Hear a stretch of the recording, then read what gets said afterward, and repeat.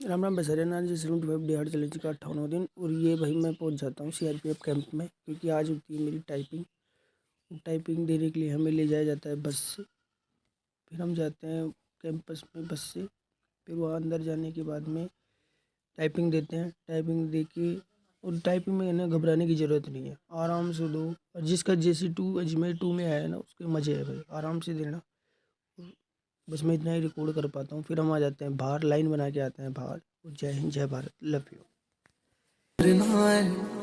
आज दिन चढ़िया तेरे नाम दा वे, आज सजया है वे सारा शहर, आज हो गई आवे रब दी महर।